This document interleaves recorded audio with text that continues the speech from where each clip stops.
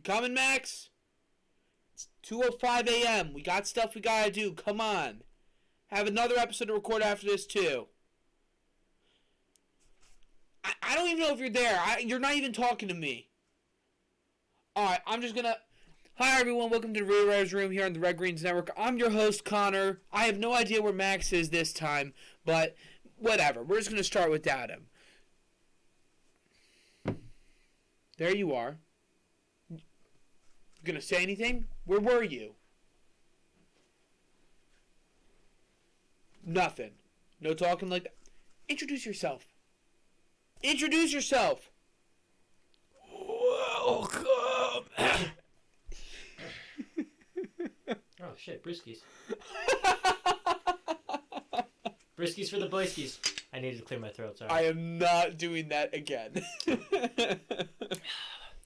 Welcome to the Rewriters Room podcast. I guess we'll roll the intro. I am... I have a message for you. 2 months from today, whatever date it is that you're watching this video, you will be in a better situation.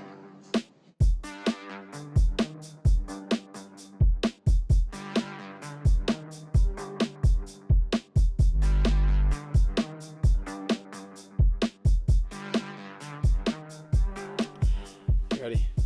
You know, I gotta say, it's actually, I don't know what it was, because I literally just used the Expo marker, but it burned my eyes. It's not even touching my eyes at all, it's just... Would you consider maybe it's the fact that it's a fucking expo marker with the chemicals in there? I know it here. I got an idea. I'll just dip it in my water. Oh my god. Ugh. My co-host is a moron.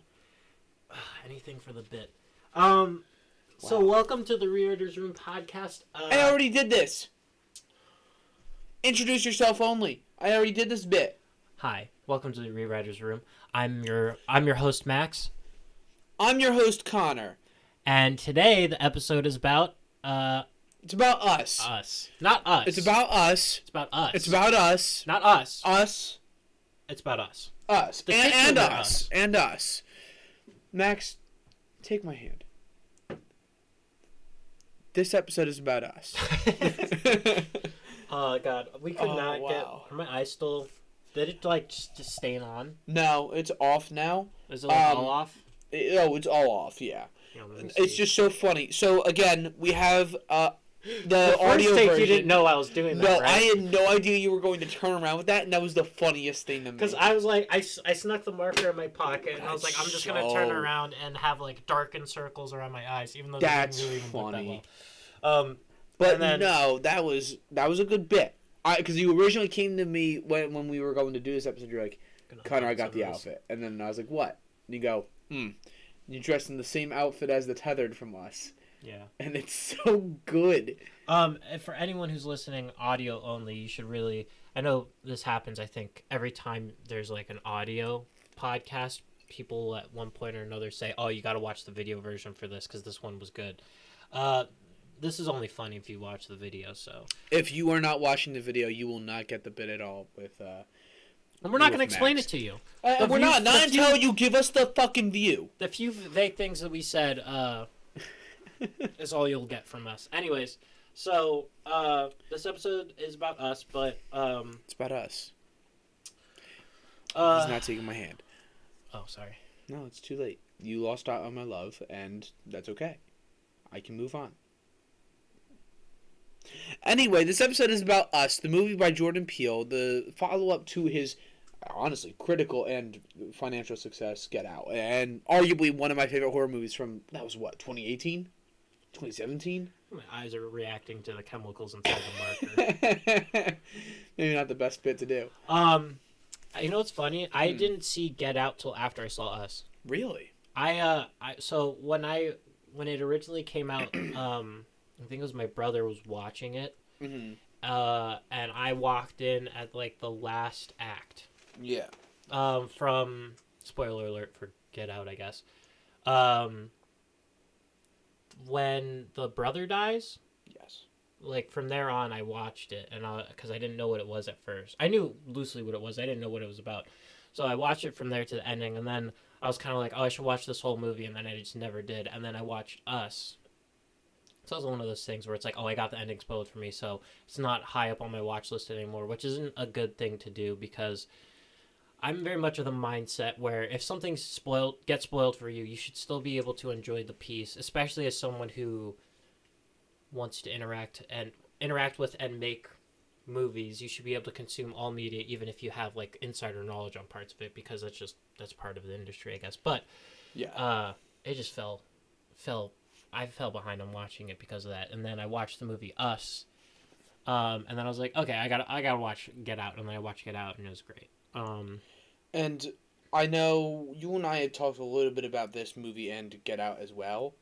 But honestly, real quick, before we touch anything on Us, before we touch anything on Get Out, I just want to take this moment, seriously. Shout out to the Emoji Movie. Because without the Emoji Movie, you would not have Get Out, Us, and his upcoming film Nope. So you give me this look of confusion. Do you know the story? I'm missing some context. So Jordan Peele just finished Key and Peele, right? Like the whole series was coming to a close, everything, right? Yeah. The Emoji Movie was being made. Is he in that movie? He was offered the role of the poop emoji, and it enraged him so much. But then he said, "Well, how much were they paying?" And by the time he got his answer on how much they were paying, the role went to Patrick Stewart. And so he was so enraged by the pay number that he would have received, and also the fact that they had the audacity to offer him the role of a poop emoji, that he said, "Fuck this, I'm going to become a writer-director." Quite literally, he has been documented in interviews saying that that's one of the main reasons he wrote Get Out and wanted to become a writer-director. Is because of the Emoji Movie. That's funny. Yeah. It's messed up. It's so messed up, but that's funny. It's so funny that without the Emoji Movie, arguably one of the worst animated movies ever made, without that movie being made, oh, it's bad. It's horrible. But without it being made, you would not have the masterpiece that is Get Out.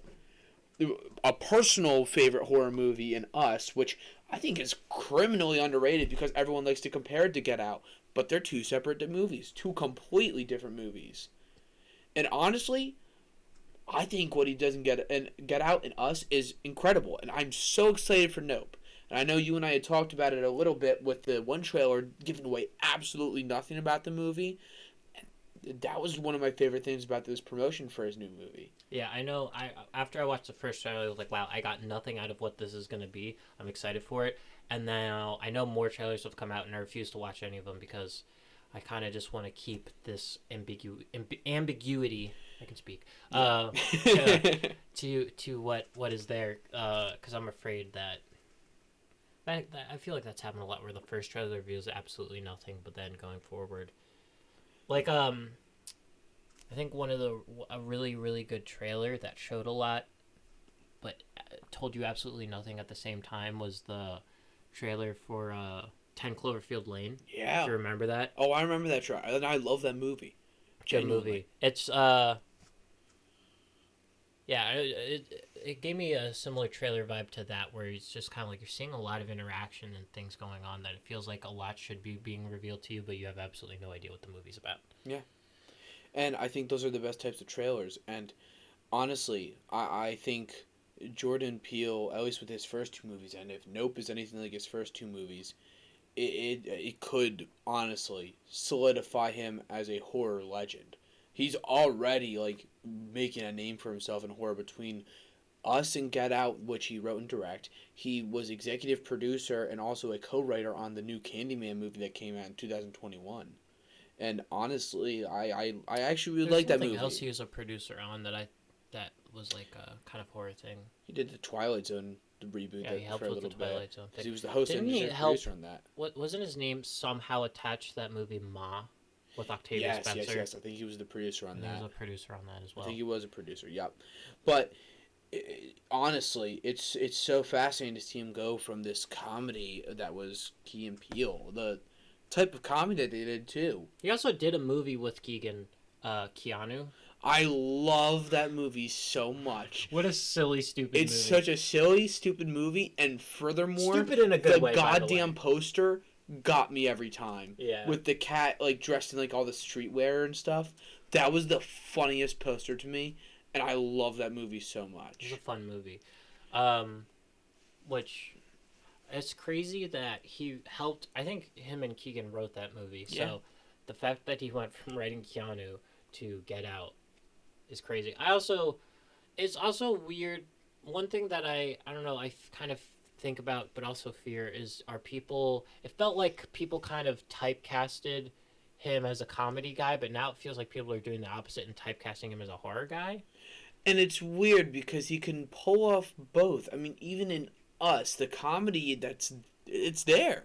It's not his typical comedy that he was known for, but there's still comedy in it, you know? There's a really funny scene I'll talk about that. If we're thinking the same scene, it's my favorite scene in the entire movie. It has the best bit. I think it might be the same one, but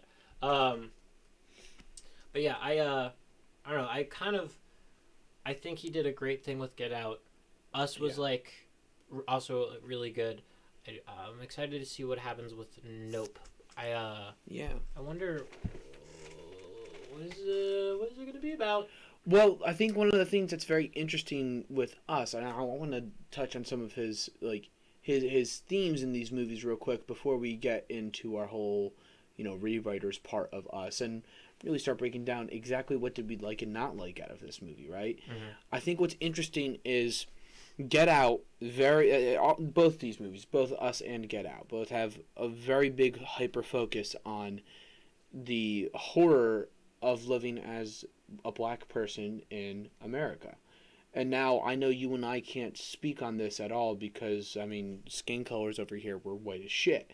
But I do think it's interesting how it's played out, especially in Get Out.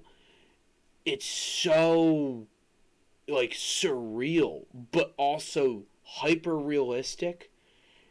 I don't know if that makes sense whatsoever, especially with the whole thing of falling into the sunken place and brainwashing and the idea of the white people brainwashing them to put them into the sunken place to become black people because they view black people as superior, but in doing so that makes the black people inferior.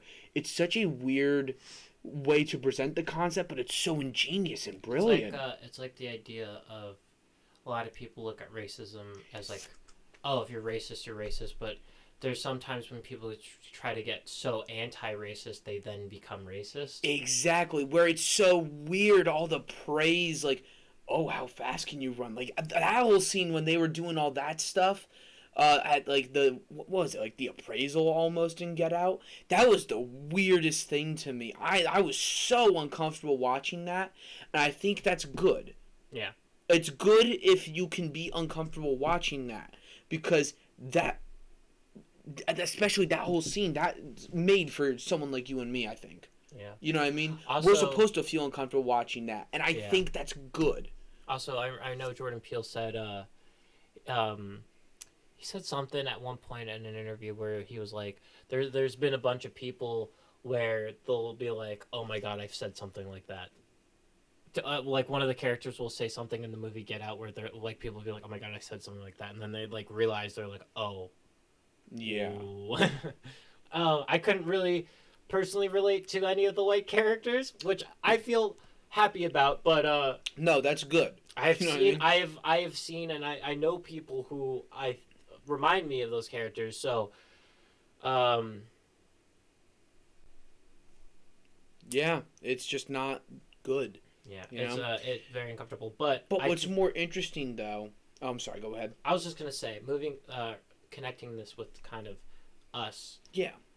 Get Out felt like his take on race and, all of that within America, but then Us feels like his take on class and all that in America. I'd say that's a very fair assumption because at the end of the day, and as we'll get into the movie and really, start getting into the nitty gritty, here's what we liked, what we didn't like type thing. One of the things that's interesting to me about this movie is the idea of the whole hands across America thing. Mm-hmm. Right? Like that whole thing from, what was it, the 80s, right? Yeah, I think it was Something like that. 80s or 80s. 90s, something like that. Either way, that whole idea being the foundation for this, and that the Hands Across America project was an actual project with doppelgangers, but when it was shut down, everyone's forced, all the tethered or doppelgangers are forced underground and kind of sealed away as like a lower form of society almost. And it's so interesting to me that that's kind of like how it was presented. Are you wait? Wait. Are you saying that doppelgangers were? Never mind. I thought you were saying that in the 80s, people in this universe in the 80s, people just knew doppelgangers were a thing. No. I'm saying that was like the secret government project, but instead of like we watched a different movie. No. I'm saying instead of letting these doppelgangers and the tethered really, live out free lives or even live out lives. Period. When the program's shut down, they're kind of forced underground. There you go. That's all. Like they don't actually get a chance to experience life. And I think it's such a cool kind of concept to say that the people who live above ground per se, right? They're like your 1% or your wealthy class or your middle class, right? Meanwhile, the tethered are those people on the bottom of the food chain, so to speak, in the economic class, fighting for their survival. I think it's an interesting thing to also be like, they're lower class underground, but at the same time, they're literally the exact same as you. Yeah, and it's like the almost looking into a mirror. You know what I mean? That you in the middle class and the 1% can look into this mirror, and even if it is a different version of you, at the end of the day, it is you that you're looking at. This movie's like Joker, but good. And so, I unfortunately had the chance to watch the newest Nope trailer. Oh, you did? Yes, and I say unfortunately not because it doesn't make the movie look good to me or makes the movie look bad to me, but it really does give away a lot of what the movie's about. And so I know you and I, especially when I first showed you the Nope trailer the other week, we talked about how it was so good because it gives away absolutely nothing. You see so much yet know nothing about it, right? Mm-hmm. And the last trailer they did recently, it just straight up said, like, not straight up, but it is kind of implied, like, what the general plot of the movie is. And, I mean, obviously there's the UFO. You saw them the one. Yeah, they imply a UFO. They really lean into why that UFO is there, what's the deal with the UFO, what are the characters' relation to that, specifically. And that's where it's like, they don't give you a lot still, but now I have a clearer idea of what the movie's about. And not saying that it's bad, because I am very excited for the movie, and I'm excited to see how he talks about all of this. It is such an interesting concept to even bring into a horror movie, in my opinion. But I can't really go into it with you unless you want me to give that up for you, and I know you don't. That being said, I think Jordan Peele's talents as a filmmaker are very much so in his holding a mirror to society in the form of a horror movie. Yeah. Like, the ugly parts of society or oneself that no one wants to confront, he has no problem holding that mirror up to you and saying, yeah, this is you, take a look. And I think that's so cool and that's so good because there's not often you have a director, especially in horror, who's willing to do that and do it as near aggressive as he can. Without spoiling anything, if it spoils anything from what you've seen or knowledge you've gained from the newest trailer. Yes. Get Out's about race. Yes. Us is about class. What do you think Nope is about? Subtly about class and economics, but I think you could make a nice comparison to just about anything relating to the current government. I think that's a very fair assumption to make. Okay. And the government part may be a bit like of a reach. I want to specifically say politicians. Again, completely different from how, politicians currently are, but I personally can see this clear-cut connection between politicians and just the one line that I heard in the trailer that lays out the basic plot for me. To sum it up in one word, really, without giving anything away, opportunity. There you go. What are you going to do when you have an opportunity? That's all I'll say. Okay. Sounds interesting. I am excited. That being said, I guess let's get into us. So where are we? Well, currently we are in your basement. Yeah. But if you're talking any more, I guess, metaphysical mental state, infatuation with you. Oh. Ooh. Where's this podcast going? Max, will you go out with me? So I have a girlfriend I'm very committed to. Heck darn, next time maybe. Well, it was worth shooting my shot. Hey, shot your shot, and you can't be upset about that. But that's a lesson to all of you out there. Shoot your shot. See what happens. Shoot your shot. Never be afraid to do so. So us. I don't really actually... There's a couple ideas that I think I would maybe change about this movie. There's not a lot. Writing, it's not a lot of writing stuff, honestly. It's a lot of, I think, creative choices visually and storytelling through other means other than writing.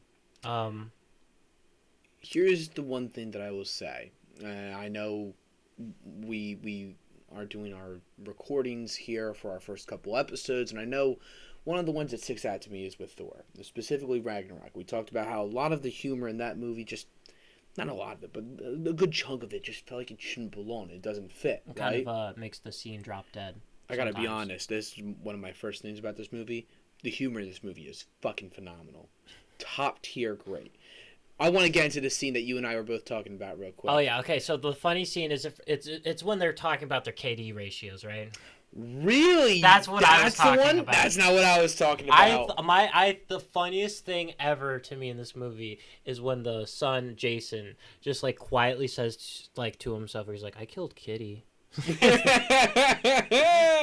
I forgot about that. That's a funny one though. And there's like that scene where like, and then like they're all saying like, "Well, I killed more people than you," and then Winston Duke's character, he goes, "No, you killed one, and I killed 2, which means I killed the most people." I'm like, about like 24 hours ago, you guys were a normal family, and now you guys are like comparing how many people you've killed. But you know what I think this is brilliant though, because that scene, while it is kind of like the stark funniness of you were a normal family 24 hours ago, less than even. Yeah. And now all of a sudden you're like, I killed more than you, I'm better. It's weird because you get to really examine that elitist mindset of like the 1%. Oh, well, I made this much more than you or whatever, right? Like, I'm this much better than you because I did this much more. I earned this much more. And it's almost like this, mindset that they're willing to disregard human life just for the sake of comparisons. Mm-hmm.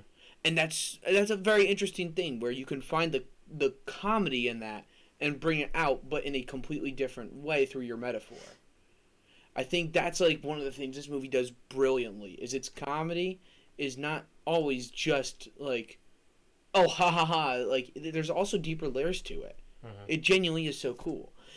The scene I was talking about, though, was when the Tether invaded the neighbor's house or whatever. Oh, yeah. And they were talking to the... Tim Heidecker's and Elizabeth Moss's family. Yeah, and they're like... I forget the name of the assistant thing already, but the... Ophelia. Ophelia, call the police. You ever use Ophelia? No, not that one. I feel these nuts on your chin? All right, you know what? That's it. The podcast is done.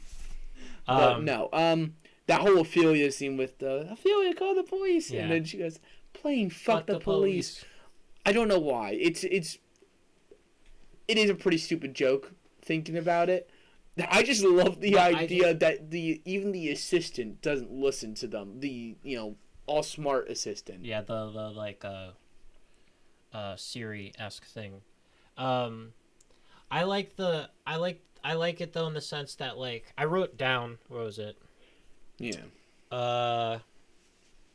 If you're rich, you're slow and you die.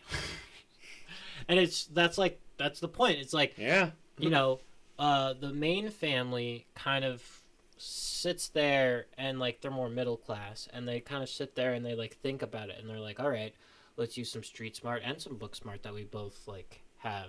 And it feels like the rich family has neither street smarts or a lot of book smarts, and they kind of they're sitting there face to face with their attempted murderers, but they all find a way out of it through their own strengths. I mean,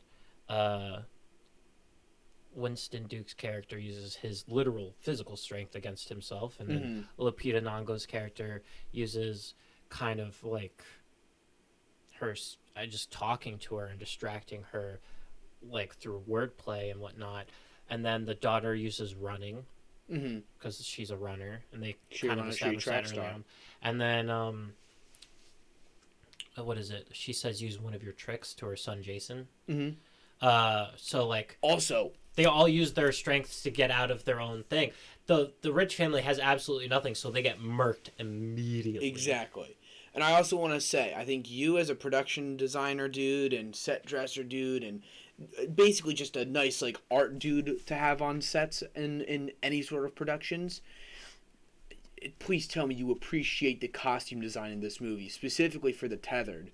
Because I feel like even if they are wearing the same stuff, they each have their own personality. And that kid, the tethered version of Jason, is one of the freakiest things I've seen in a horror movie. Yeah, that isn't like weird just straight. mask.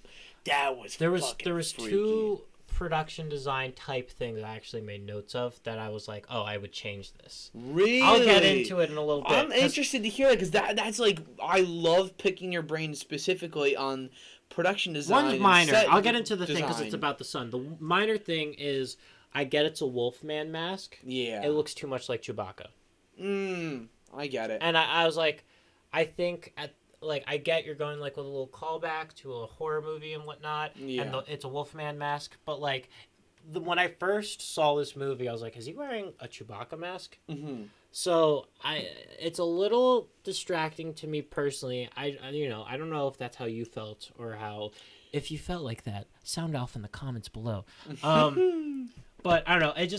I would have maybe gone for a different character mask, maybe, or a different look, or at least make it feel more like a Wolfman mask, because it literally just looked like okay. So my younger brother Andrew dressed up as Chewbacca one year, and he had a very similar mask. It looked the exact same, and it was around that time that Us came out, and I literally thought he was just wearing a Chewbacca mask, and I was like, that's a weird choice to have him wear a Chewbacca mask. And then halfway through the movie, I was like, oh, it's not Chewbacca. It's Wolfman. Yeah, I just would have. I don't know what you would necessarily do to make it look better.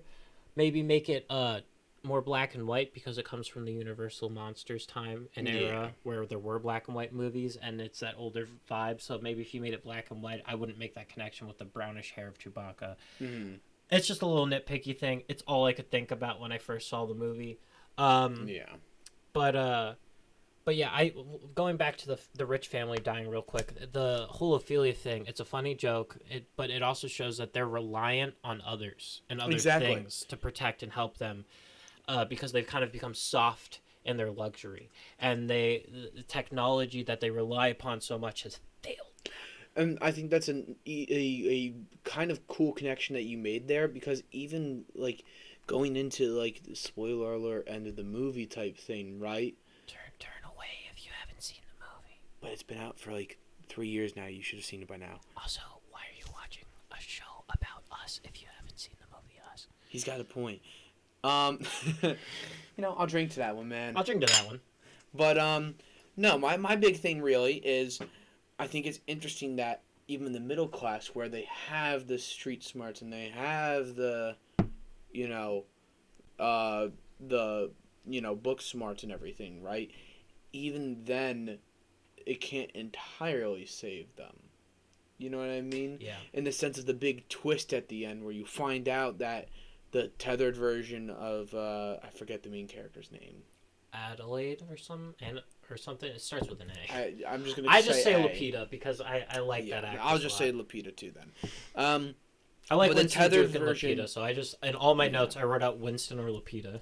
But the tethered version of Lapita being the original one from the flashback at the beginning of the movie, just lost on there, while the tethered version is the one that you've been following the entire movie. It's interesting because even the tethered one, who's had this now education that Lapita's character never got to fully get, right? And having this, life that they were able to live, even with all of that, still isn't enough for, I guess, the original version of Lapita, the quote-unquote tethered, Yeah. I think it's interesting to make that connection that even with all of that, the whole ambition of the original Lapita's character is able to overshine all of that. And that through that pure ambition of getting to live life and getting to get out of that whole facility, out of just pure ambition, you're able to overpower even those who have some of these resources. Yeah. And it goes back to my biggest Actually, saying. I made a note about it too, and why Yeah. I think they so easily took over, because the tethered were made to mind control the people above. Yes. But it didn't fully work, but there is still a connection there. And if you look, there's like almost a sixth sense Mm-hmm. that the tethered know what their counterparts gonna do or about to do. Mm-hmm. And it's interesting because then you're like, oh, so they like know how to sneak up on their counterpart and just wipe them out and take, and it kind of is like a minor thing that's not really called attention to, but it's there. You can kind of see some of the characters, like it's really touched upon that Lupita's character. I know her counterpart's like Red. I think that's her name. Yeah. When Red is coming, Mm-hmm. before, like when they first get to the beach house, she's like freaking out and she's getting afraid, because I think her being originally a tethered, she knows her real counterpart is coming, and that's why no one else is freaking out. Yeah.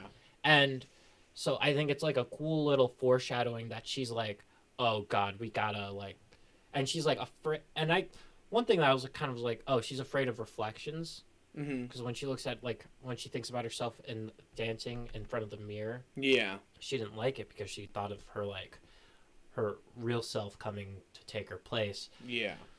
That I get. I didn't get all the other things. When she, like, got freaked out from the spider thing, Yeah. and the frisbee thing, I was like, yeah. that's not... I get the coincidence in doubles, but I feel like she should have been more freaked out by the twin sisters. Like, I think there should have just been a thing where she sees the twin sisters and she's just, like, freaked out by them. Yeah. Because she's like, oh, God, Twins. duos, doubles, you know? It's kind of like, oh, that freaks me out because it makes me think of what I'm constantly afraid of. Mm-hmm. But, yeah, I think it's cool that it makes sense that the tether took over so easily, too. Because I know some people have complained about that, but, like, they have a sixth sense about what their counterpart's going to do. Well, even beyond that, going back to the whole idea of, like, the middle class having some of the different, skills that they can rely on, right? Mm-hmm. It's interesting because when you think of your economic hierarchy, right? You got your upper class who rely on others to make them money, or really rely on others to even live, right? Yeah. Then you got the middle class where they can rely on others to make them live, but they also have to kind of kiss up to the person above and get some street smarts in there on how to rise those ranks, And when you get to the lower class, or the tethered in this case, they only have survival skills. They only know how to survive. And so out of that comes desperation, and comes this mindset that I've always maintained with any sort of endeavor I've ever done, right? If you really want something, when there is a will to do something or a will to want something, you will find a way to get it, no matter what. Yeah. And they have this will to get out. No pun intended. And so they have that will. They will find that way. Whether it's their sixth sense, whether it's their brutality and street smarts of everything, right? That's what I find so interesting about how all the different, I guess, social classes are so perceived in this movie. Mm-hmm. I don't know. That's just one of my few things that I absolutely love about this movie. Yeah. Is it just the way everything's presented is so neatly wrapped. Maybe not so much with some of that stuff, like the spider and the frisbee. Yeah. But, as a whole, the movie is pretty neatly wrapped with how it's presented. Yeah. Arguably, I'd say the presentation of this movie is better than that of Get Out. I'd say where Get Out has this movie beat, arguably, is just how tightly knit the narrative is. You know? Whereas this movie gets very ambitious by the third act. Yeah. Get Out stays pretty consistent to what it set out to do from the very beginning. You know? And I think that's my only complaint with this movie is it went from small scale, oh, there's like the tethered family chasing this family, to government conspiracy in like 0 to 60. Yeah. Yeah. I think that's like, if I had to complain about one thing on this movie, one thing that I didn't like whatsoever, that's it. I genuinely like almost everything else about this movie. It is like that good of a movie to me.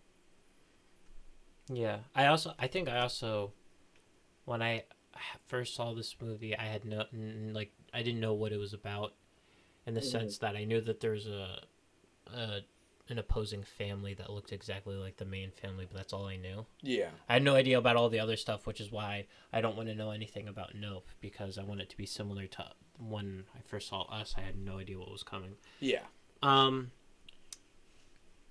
Getting into more nitpicky stuff like how you were talking about. Yeah. Winston Duke's character is a terrible husband. Oh, the absolute worst. His wife is freaking out so much, and the entire first act, he's just like, "Hey, wanna have sex?" And she's like having a mental breakdown, and he's just like,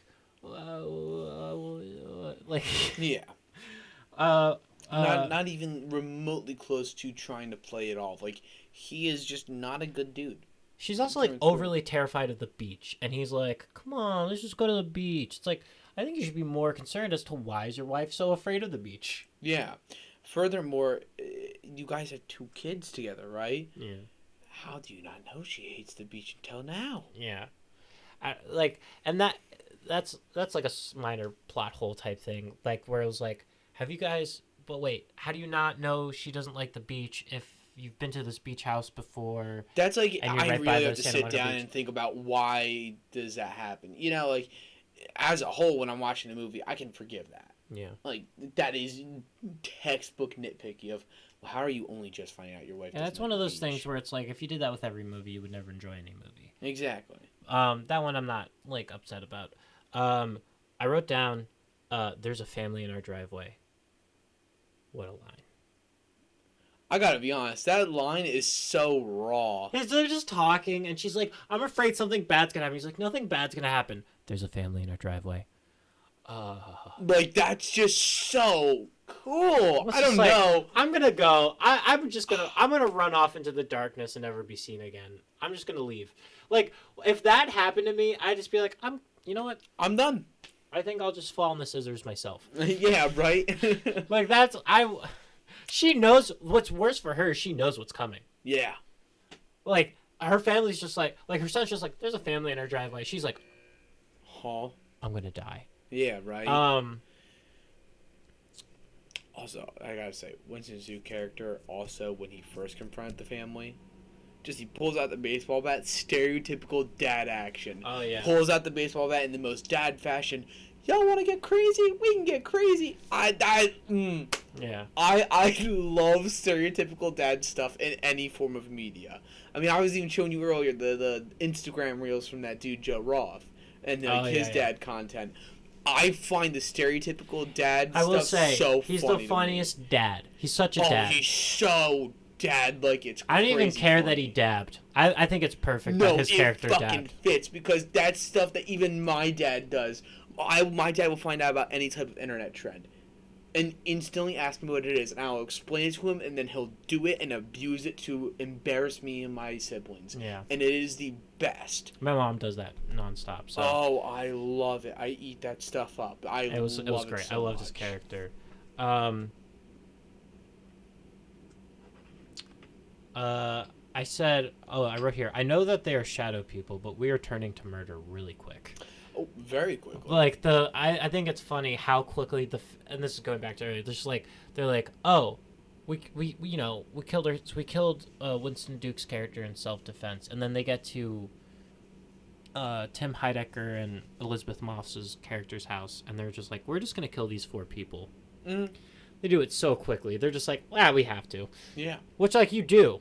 And I guess that's the whole idea, is like, they have the survival instinct, and they're gonna, like, it's this whole idea that they're slightly lower class than the Tim Heidecker and Elizabeth Moss characters' family, so they're not gonna hesitate. They're like, we just gotta fight him. We gotta.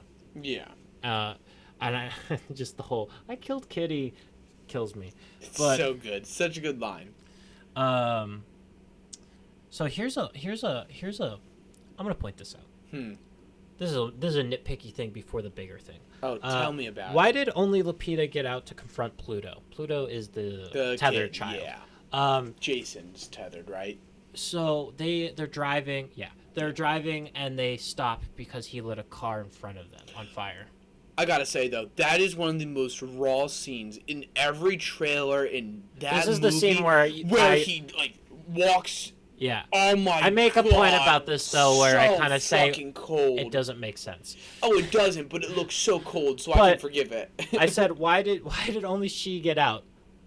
Once again, Winston Duke is a bad husband. She went out. They let her go out alone to confront like this kid, but it's like Red is still alive. The tethered of her is still alive. So like, why are you letting her go out there alone? Yeah. But so this is what I wrote. This is the big thing following that. This whole interaction with Pluto. Uh-oh. So was Brett's plan to have Pluto somehow know to set a fire in front of where the family was driving, to then cut the gas line, but make noise so they would back up, so they see him, so that they have Jason get out, suddenly know how to mind control him backwards into the fire, so Red can steal Jason?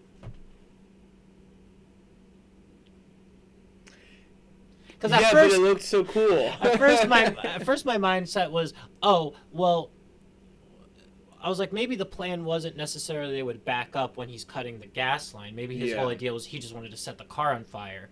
But the whole point is Lupita's counterpart, the Red character, she's waiting behind the car to snatch up Jason when he backs up. So that meant her plan was contingent on them not getting lit on fire in the car, so that he would get out and suddenly be like, oh, I'm going to mind control him backwards. And suddenly know how to do that so she could snatch Here's him. the other thing, too, and this is why I think that's a good nitpicky that you're bringing up, because I have a different perspective on that scene there, right? You're bringing all that up, and these are very good points. However, I want to also reiterate, Red, as we know, is just the original, Lupita's character, right? Yeah. In that case, it would make sense in my mind that she'd act selfishly to try and escape from this underground bunker and everything, right? You would agree with that she'd be selfish and I want to return to my life, right? I had my life stolen from me. Well, actually, kind of maybe not, because she took a bit too long to do so. Sure. However, if she did want her life back at some point, right?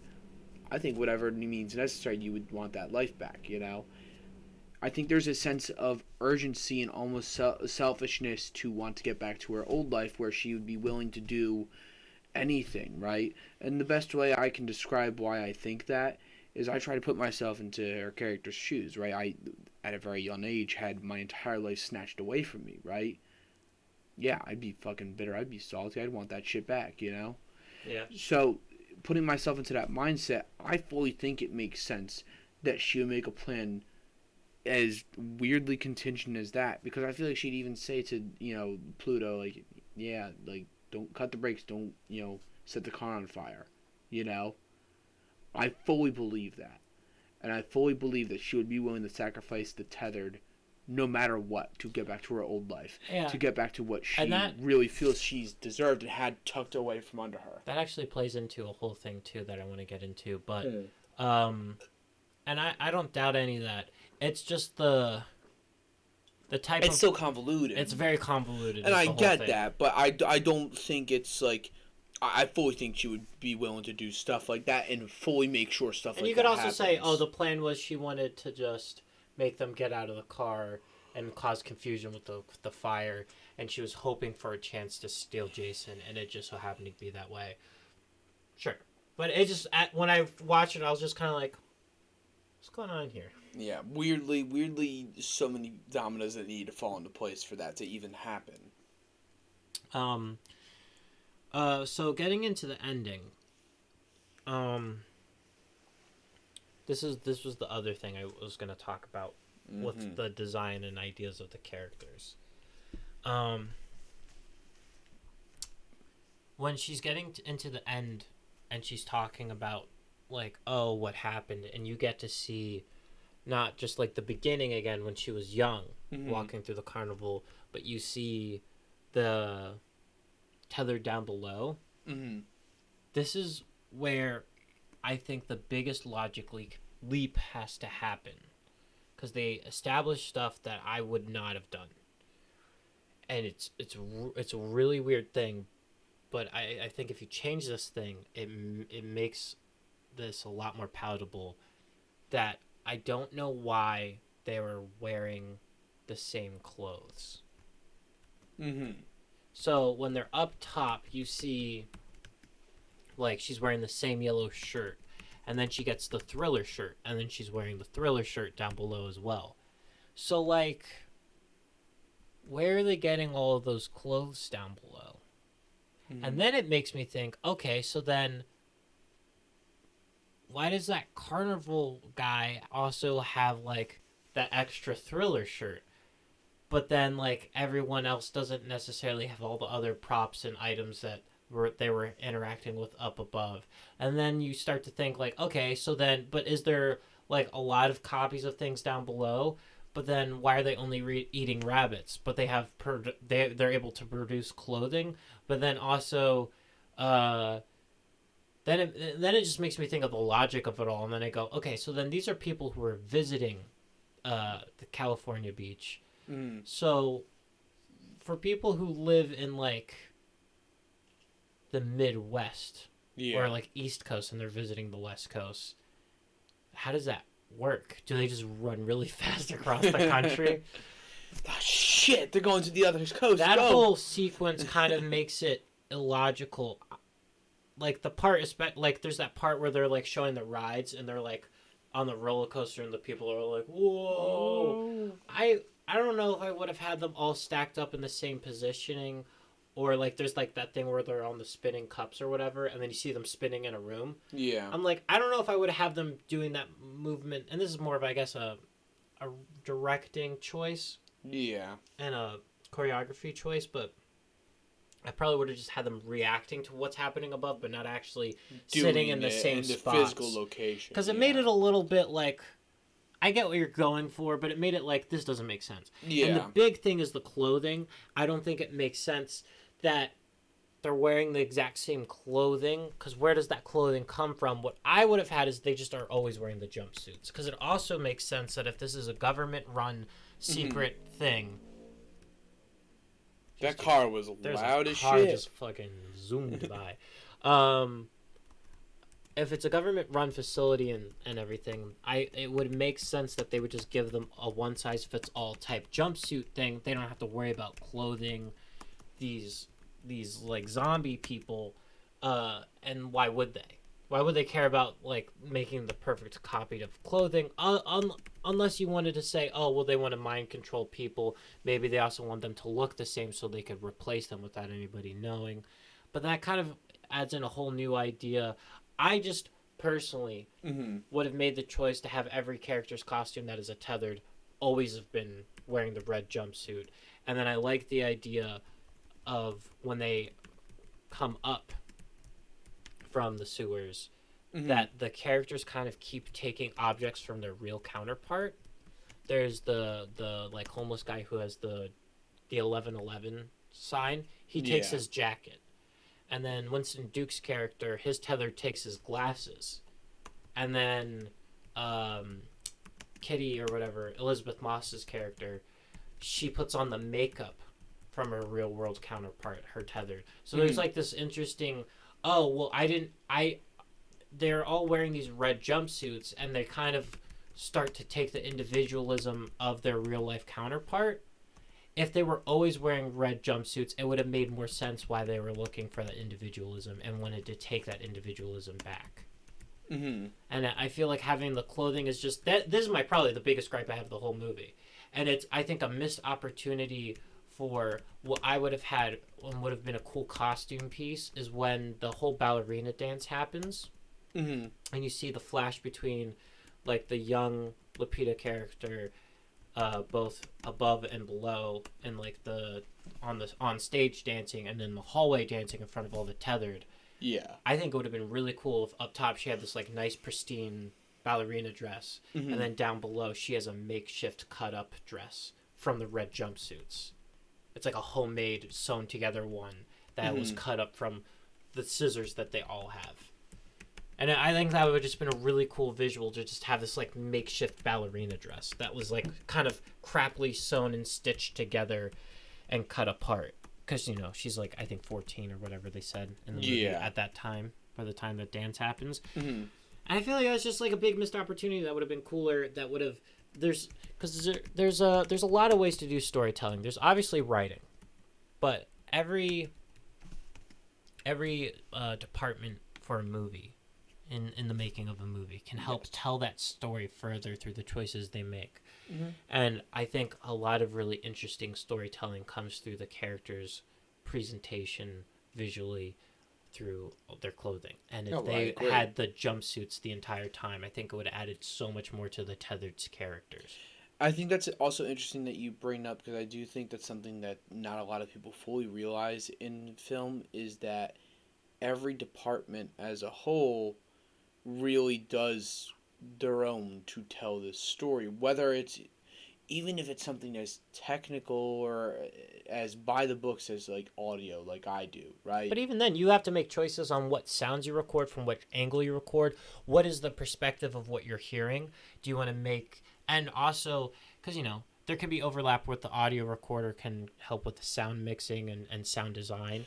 But you also, even if you're not doing that, you have to help figure out and decide, okay, what sounds in this scene were important that I should record an extra Foley sound for on set. But I think what's even more interesting, the way you bring up the idea of like a visual look, audio storytelling even as a whole, not to shift this towards an audio conversation, but I do think that there is so much overlooked within audio. And I think maybe you would agree with me to some extent that on set audio doesn't get the same kind of like attention that maybe some other departments would. We make that joke all the time on set. We make that joke all the time, but there's always a grain of truth to it. Yeah. But as a whole, I mean, I can tell you, working audio on so many sets at this point, right, that good audio can make your story, right?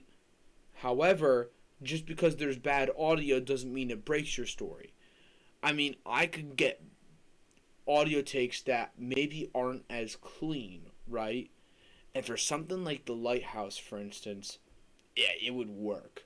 The movie just looks grimy, so it needs to sound grimy. Yeah. Because even beyond just the old, picture there, and so I agree with you, right? I think what would be super interesting, and I love that Jordan Peele really did this more in the trailer for us than anything else, is the just disgusting sounding anything, right? And in the trailer specifically, it's the recreation of why am I blanking on the song? I got 5 on it. Yeah, I got 5 on it. I got 5 on it. It's so bare bones, sinister, disturbing sounding. So good. It just sounds disturbing. It doesn't even sound beautiful. We liked it so much that we used it in a school short film. Yeah, we did. For a soundtrack. But that's the thing. It's just, here's the thing. It works so well because you take something that's when you listen to Got 5 on it, the original song, it is clean. It is pristine. but the version he recreates for the tethered version of that song, it fucking works. There's a reason it's the tethered version. It's similar, but it's disgusting. It shouldn't sound good. All of the strings are detuned, right? Like, if your regular tuning is on the 0, he detunes it just a little bit, so it just sounds like off. It gives you a sense of uncomfortability. Gives you that scratchy feeling. Yeah, right? Like those chills on your neck where you're like, oh, that's bad. Like, that's how that music sounds to me as an audio guy, me as a sound composer and a music composer, right? Oh, yeah, for you guys that don't know, by the way, we kind of have our own niches in the film world. Connor, we both love writing and directing and all aspects of film, but Connor's whole kind of niche is audio work, and mine is art department. We can talk more about that in the future and what those entail. I would absolutely make some love cool to. video breakdowns on what that means for people that don't necessarily know. But going into it, you're right. There's like so much storytelling that goes into it, and so I don't know. There's just some areas of this movie where, especially with the tethered, I'd wish maybe the audio mix was a little more disgusting.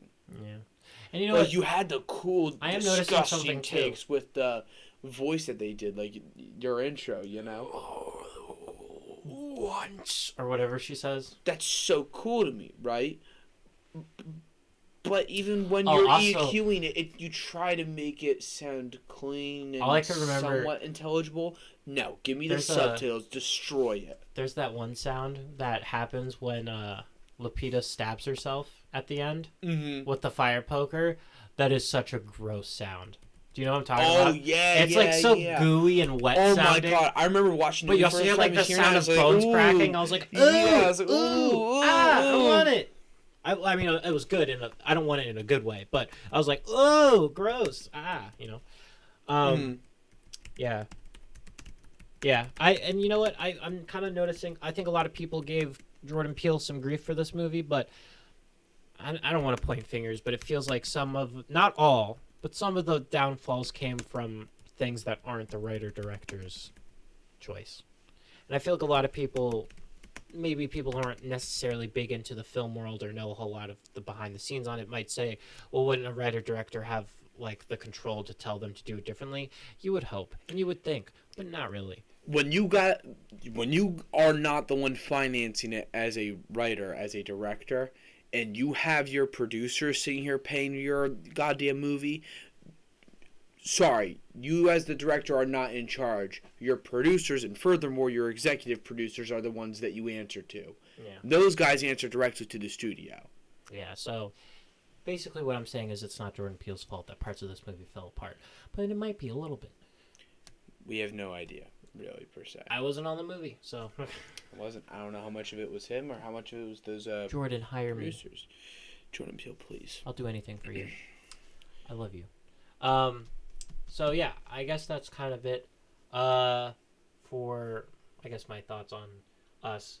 And I kind of have our breakdown right here that of things that generally I think were our biggest kind of like gripes or grievances, even if some were a little more nitpicky. I think as a whole, this movie is, like I said time and time again, even in this episode, this movie's criminally underrated. Yeah. I think just people see it, it got more ambitious than Get Out. I also had a really fun time when I first saw it because I worked at a movie theater when I first saw it. Yeah. And I watched it with our good friend Brandon. Mm-hmm. Shout out Brandon. Shout out Brandon. Shout out Brandon. Respect. Brandon, good friend Brandon, in a band, Baghead. Check him out. Good time. And our manager, who is actually Brandon's cousin. Shout out Ruben. What a guy. Shout out my man. Three of us watched it just alone in the theater at a midnight showing because we were working late that night and we just watched it. It was great. It was a fun time. Very off topic. That part doesn't matter. Yeah.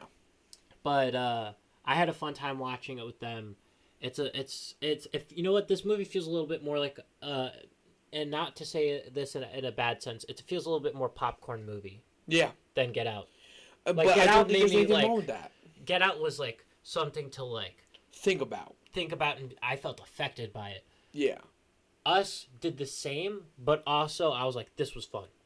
And there's not necessarily anything wrong with that. Only other thing that I've read about Nope really is that this is his biggest popcorn movie yet.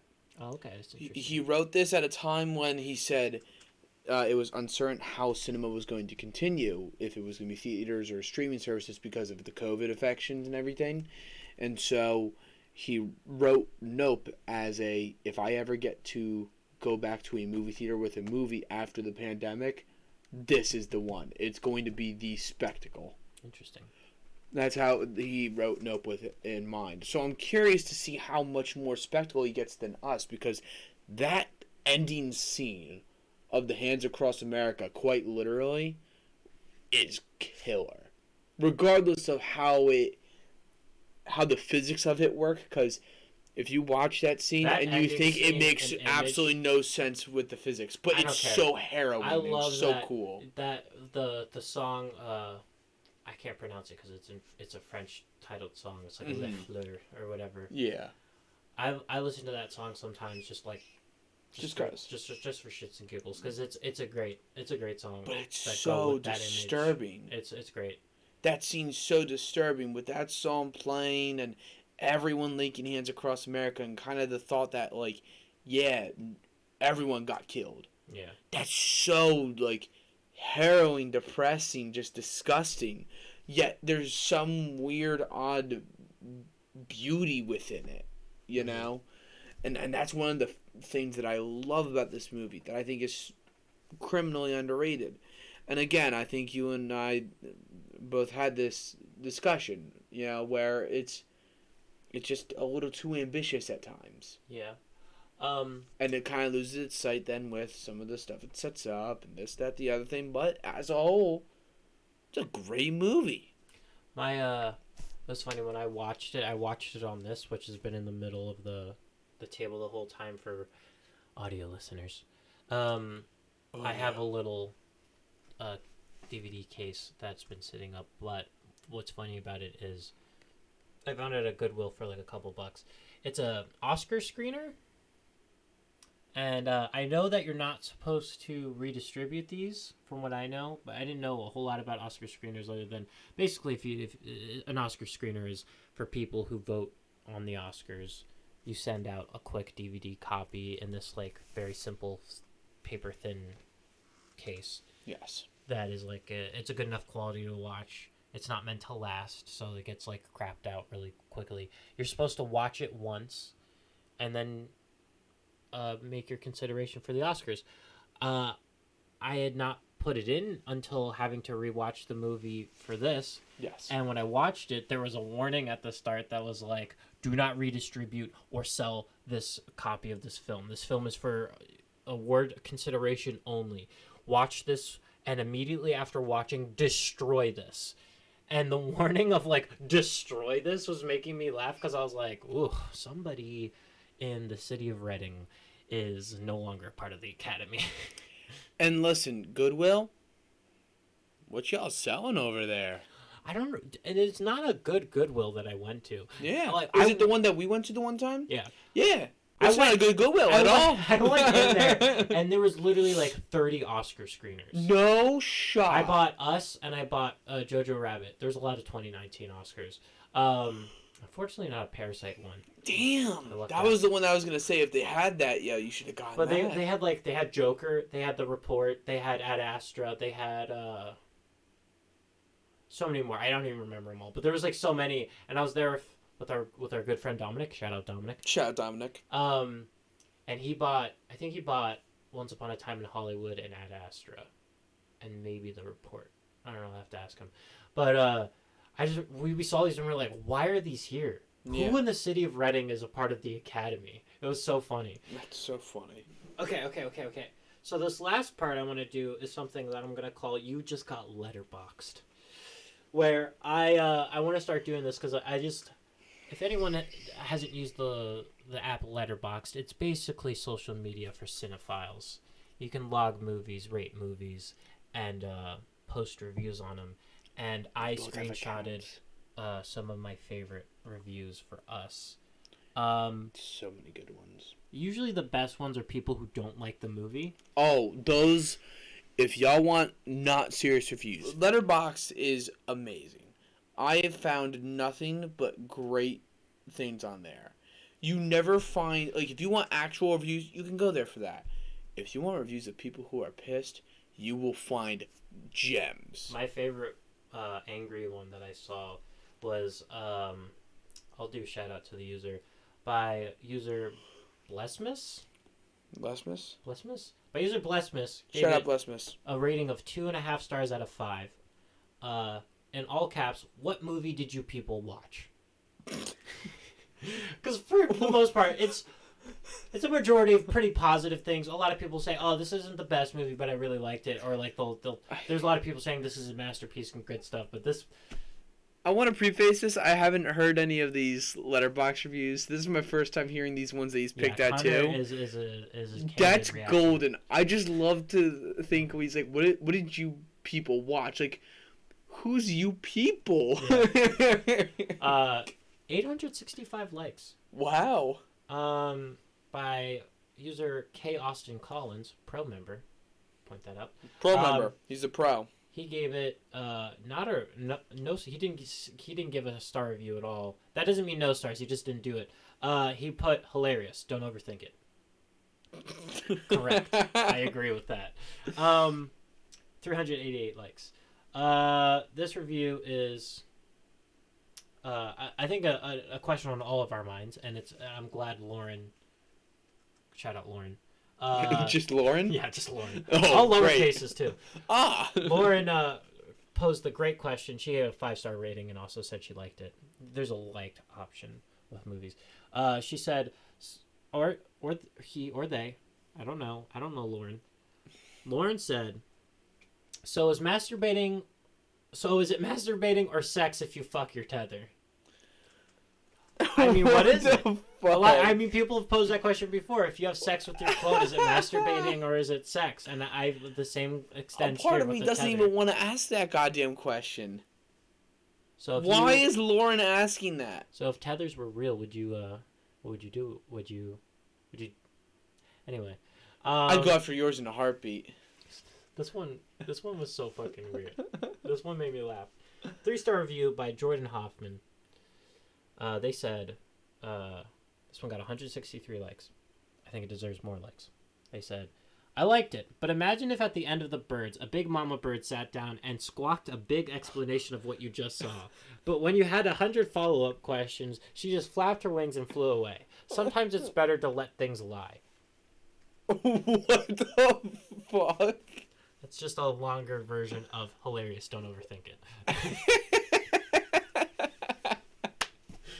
That one was just like so good. Sometimes it's better to let things lie. I agree with. Don't over ask questions about things.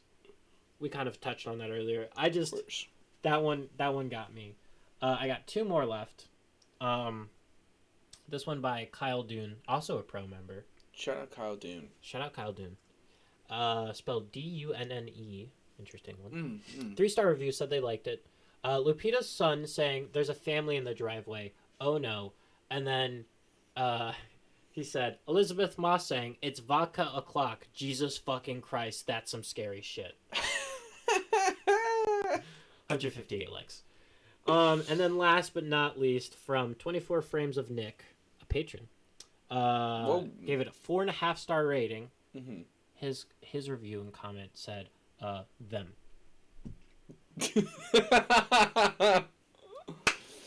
Oh man, we really is them. Yeah, we is us. More like them. We is them. All right, I think I'm satisfied with. What I'm satisfied with everything we talked about. I like our rewriting, which within this room. Within this room, we did some rewriting. You got anything else to say? I don't know. I think I'm pretty set. I'm content with everything we've done with us today. Us. Yeah, I don't know. Let's just talk about this. You ready for this? I'm ready. If y'all want to follow me on all platforms, please. I am CMGG on all social media and Conor Gregory on all music platforms. Please, I'm desperate. I'm Maxwell D. Turk on any social media that I have, which isn't a lot, but the few I have, it's Maxwell D. Turk. You'll find me. You'll recognize this face. Make sure to check out the Red Greens Network channel here on YouTube, as well as our other content that we have out on here, as well as other episodes of the RWR Rewriters Room podcast. We got some cool things coming up we're really excited about, so keep an eye out for all those. We'll make announcements soon, too. Any social medias for the channel or for us will be listed down below that you can find if you want to more easily locate those. That's I don't got anything else. I don't think I got anything else either. So, Them. yeah. Them. Good luck at cleaning up the set. I'm leaving. Is this because I showed up late? Yes, it is.